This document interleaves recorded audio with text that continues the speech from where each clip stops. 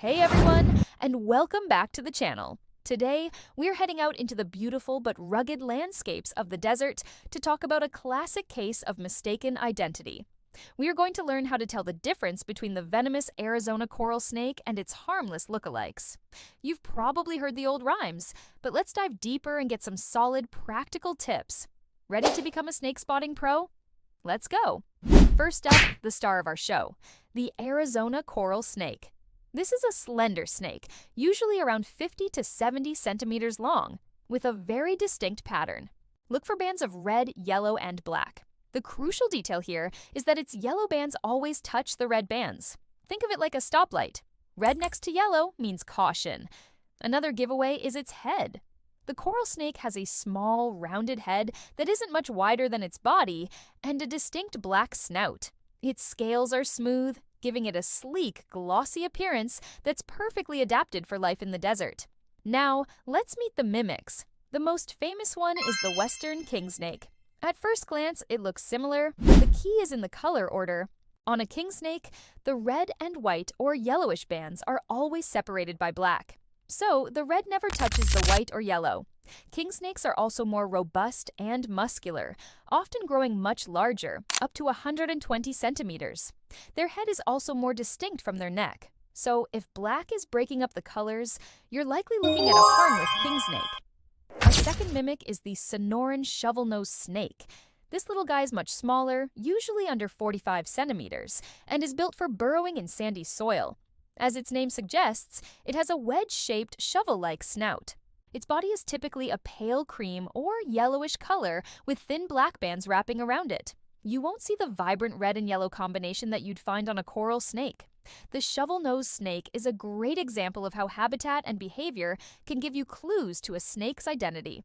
So, how do you stay safe while trying to identify these snakes in the wild? The number one rule is to always observe from a safe distance.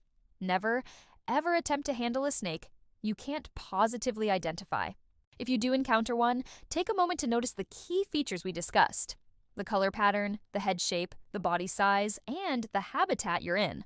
A great mnemonic to remember specifically for the Arizona coral snake is yellow touches red, think ahead. It's a simple reminder to be cautious. To recap, the Arizona coral snake has red bands touching yellow bands and a black snout. Its mimic, the king snake, has red bands separated by black and is much thicker. The shovel-nosed snake is small, pale, and has a distinctive wedge-shaped head. Knowing these differences can turn a moment of panic into a moment of appreciation, for nature is incredible diversity. Thanks so much for joining me today.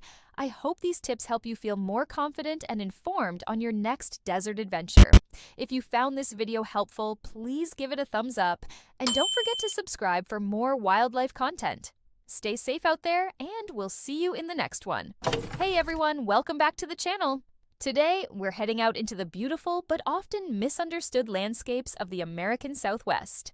We're on a mission to unravel a classic desert mystery, telling the difference between the elusive Arizona coral snake and its clever lookalikes.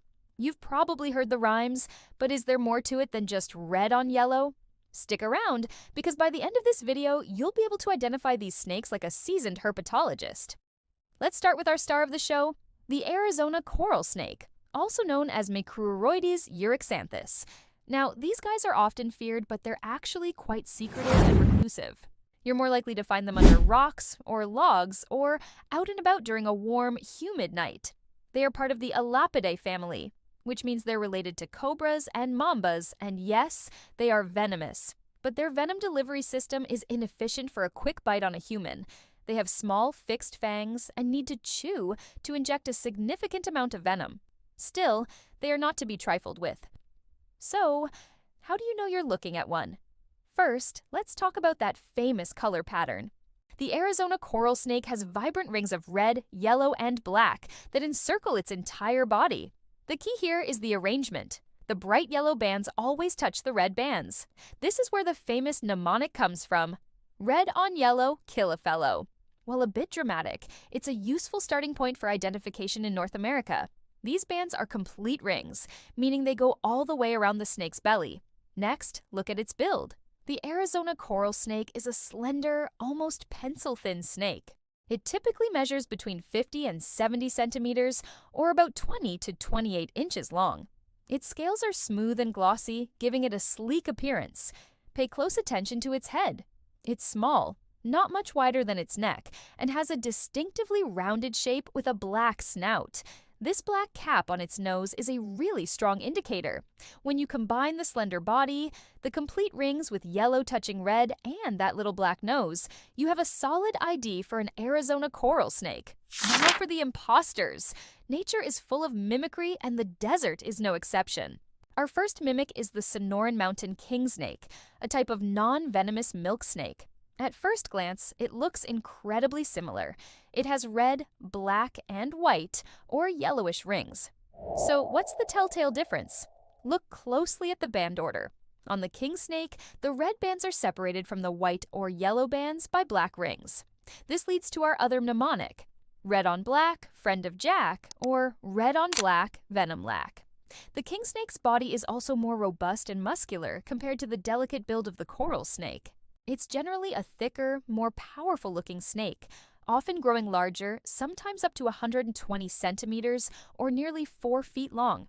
Its head is also slightly more distinct from its neck. So remember, if black is the buffer between red and the lighter color, you're likely looking at a harmless king snake. Our next mimic is a bit different, but can still cause confusion, especially from a distance or at a quick glance.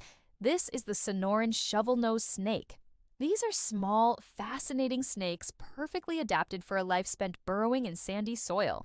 They usually only get about 25 to 45 centimeters long, so they're noticeably smaller than an adult coral snake. Their coloration is also a key giveaway. They don't have the vibrant, wide red and yellow bands.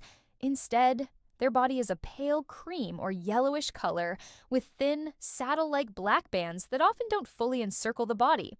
Sometimes they have a faint hint of reddish-orange between the black bands, but it's not the distinct, clean pattern of a coral snake. And as its name suggests, the most definitive feature is its head. It has a pointed, wedge-shaped snout that is countersunk, meaning the lower jaw fits inside the upper jaw. This specialized snout is a perfect tool for swimming through loose sand. If you see that shovel-shaped nose, you can be confident it's not a coral snake. So let's put this all together in a practical, real-world scenario. You're out hiking in a rocky canyon or a sandy wash, and you see a brightly colored snake. What's your protocol? First and foremost, keep a safe distance. Never, ever attempt to handle or provoke a snake, even if you're 99% sure it's harmless. A good zoom lens on your camera or phone is your best friend. From a safe distance, run through your mental checklist. 1. Look at the color pattern. Are the red and yellow bands touching? Are the rings complete all the way around the body, or is black separating the red from the lighter bands? 2. Assess the body shape.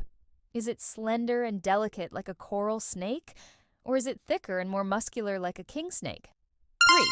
Check out the head. Is it small and rounded with a black snout, or is it more distinct from the neck? Or does it have that unique pointed shape of a shovel-nosed snake? 4. Consider the habitat. While all three can be found in similar desert regions, shovel-nosed snakes are more common in very sandy areas, while coral snakes and king snakes might prefer slightly rockier terrain with more cover. Let's do a quick recap to make sure this all sticks. For the Arizona coral snake, remember, slender body, complete rings of color, and the crucial yellow touches red pattern. Also, look for that small rounded head with a black snout. Think ahead when yellow touches red. For its most common mimic, the non-venomous king snake, remember, a more robust body and the red touches black pattern.